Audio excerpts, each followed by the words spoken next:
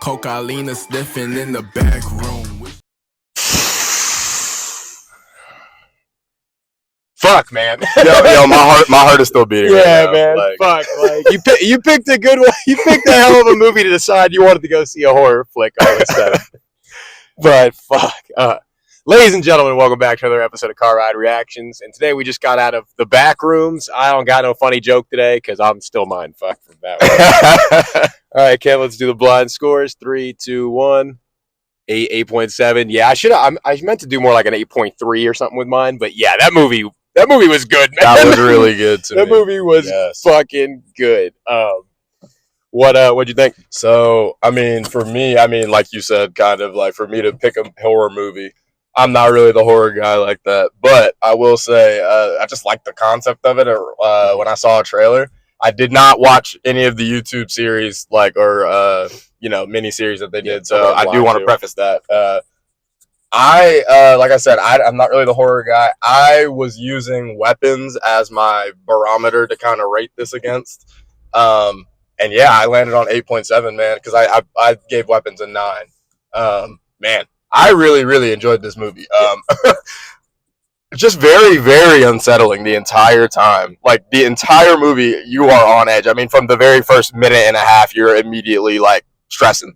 Oh my god! Like I said, doesn't cover it. I was terrified first 10 minutes of this movie. Like I said, my heart's still coming down. My heart rate is still coming down because, man, you're just always on edge. You don't know what's coming next. You don't know what's around the corner, quite literally. The acting was incredible, honestly, from Clark. I really enjoyed what he did, especially the scenes with his therapist, because he actually was just like acting it out with her and stuff. So he like. Especially when he was in the back rooms and like at that point was like, accepting of being down there for sure. Yeah. He went crazy at that point. Literally. Yes, literally. You could see the switch flip on him. So yeah, I was very impressed with his acting job. But man, just like the way everything was shot, like the cinematography, the score, like everything sounded crazy. Man, I don't have anything bad to say other than maybe. For me personally, maybe like I did kind of want to know a little bit more. They kind of like left it open ended, so like who knows, like if there's more to come, maybe a series or something like that. But I would have liked to actually gotten a little bit of more answers on things. But other than that, really good. What about you? Yeah, I only had 2. And by the way, I forgot we're on the pretzel rated score. Mine's more like an 8.3, 8.4. Rather than like a hard 8. For me, Obsession was the one I was kind of going again. And I'm kind of back and forth. They're so different movies. I can't really compare them the way I wanted to. But I only had 2 complaints about this movie. I'll get it out the way quickly. One is, like you, I wish we could have got a little more of like what was going on. They gave us some, but like they kind of teased us with which is probably the smart way to do it because they didn't have to fully commit to anything to potentially like ruin it. But that and as far as like monsters go, like not my favorite like monster that like that showed up in the movie. Yeah, but the monster, it wasn't at the end of the day. It wasn't a monster. It wasn't. Yeah, that was just something that was in there.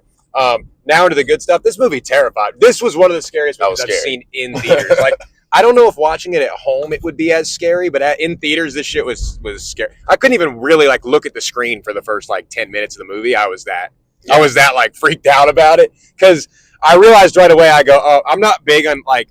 I knew it was going to be an open space movie. Yeah. But I'm not big like point of view like when you feel like you don't know what's behind you. Like they did so good in this movie of like make it like every time it turned, you knew there was no blank wall, there was no way like your 6 was always open. Yeah. And so like that like just put like you said, it was unsettling and I was almost happy to be unsettled in this movie because when I wasn't unsettled, I was fucking terrified. Yes, exactly. Shout out the director, Kane Parsons, 20-year-old. If you don't know that story, go look it up. It's a really cool story. He basically was making these YouTube shorts, and that's how he got discovered. And he knew what the fuck he was doing, man. Yeah. So the story I was telling you, the guy who played Phil at the end, yes, he's the guy from the league that they brought in as the senior executive. Got it. Okay. So I saw a video of if you guys see this movie, the guy that plays Phil, he's in the league. If you've ever seen that show, and he's also in a horror movie called Creep that he probably directed, which is probably why he was pulled in. But he said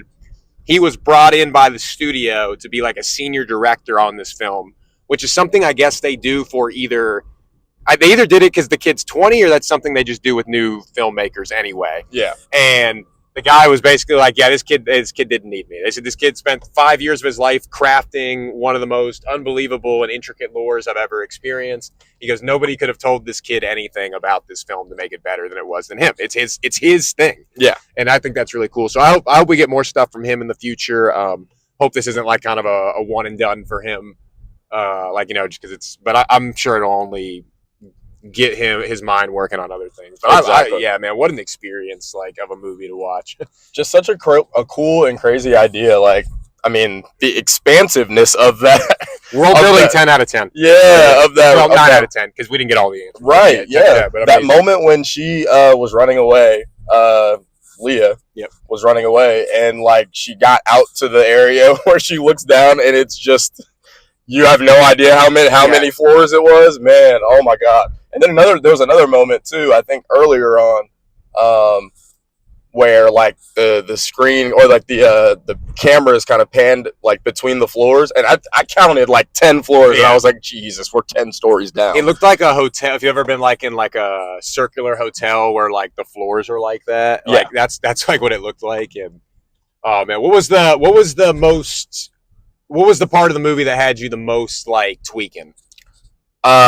Well, obviously when he had his cameramen, or cameraman and camerawoman, when they talk about when they like pass or they get taken actually, and then like he runs into like that room or whatever, and he puts the camera down. Oh yeah, and he goes to the wall because he hears them, and I literally said like out loud, "That's a trap. That's a trap." Yeah. The camera gets picked up. And the camera goes like 10 feet in the air, and I'm like, all right, what is that just grabbed this camera? I'm not a talker in the movie guy, but I was verbalizing shit in this movie. I was like, oh, hell no. I was like, fuck that, bro, run. I was like yelling at the screen and shit. I know this is a horror movie. I know you have to turn your brain off for things. Why does nobody want to call the authorities? Oh, yeah. Call somebody, or just could go with more people. Why are we going these solo missions? Like, she goes down there. Once she went and realized that the door was like this, immediately go call the cops, call back up, and then we're going in. I'm calling the FBI. I'm calling the CIA.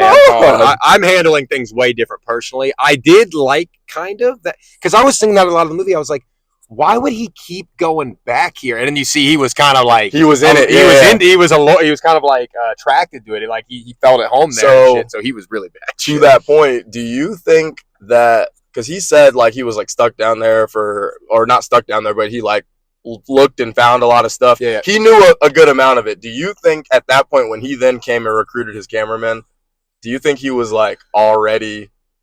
I think he knew. I don't know if he was already like committed to staying down there at that point. But I think he was starting to lose it at that point. What I thought was weird was when Bobby was like, if something doesn't happen, tell my family I love them or my mom I love her or whatever.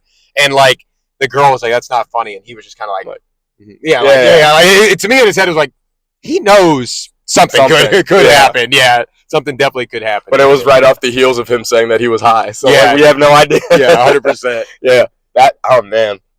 What a cool concept. Shout out to him for like just creating that idea because that's incredible. Yeah, he delivered on like I said, I haven't watched the YouTube shorts either, like you said you haven't, but from my understanding of what they were, like this was a great way to like I assume it would be the end of it. I mean, maybe you said maybe they do a sequel or something. Yeah, who knows? But like if they ended it here, I think he could call it like a great bookend to like 5 years of his life that ended in a career. You know what I mean? Like exactly. You know, this was A24, right? Yeah, A24 film. A24 will bring him back. They're good to their people. So, no, I loved it. I wish I knew the actor's name. Chiwetel Ejiofor. Yeah. No, he killed it in this. He was dope. I like him in like everything I've seen him in though. Like, I thought he was kind of a big actor to do this movie, so he must have really liked the script. Exactly. Too. Yeah, I also thought the same thing that he was kind of a big get for them. So. Yeah, great movie though. One of my probably in my top 4 for the year. I don't know if I liked it more than Obsession, but my top 4 right now is probably Project Hail Mary and Michael, or 1 or 2. I'm not sure which one's which, and then Obsession and this are 3 and 4. So another good year for horror movies. Yeah, absolutely, for sure. Well, what's your favorite trailer? Onslaught. Onslaught. Oh yeah, that was the movie with like Alex Pereira and whoever else, but it just looked fun to me. It looked like a fun time. I don't know. It could be bad, but it looked like it was a fun time. Yeah, I'm down for that. Disclosure Day is coming up soon. The more we're seeing of that, the more I'm getting excited for that. That was probably mine. The Dog Stars too. I know it was one Rudy pointed out or sent me the trailer for. Me and him talked about that a little bit during the Star Wars one. But yeah, I mean, I don't have much else to say about that one. Go see that. Definitely go check that out in theaters. I would recommend. But yeah, watching it at home ain't gonna be the same. Gonna hit different. Final thoughts? Go see it. All right, y'all. See y'all on the next one. Thanks for watching.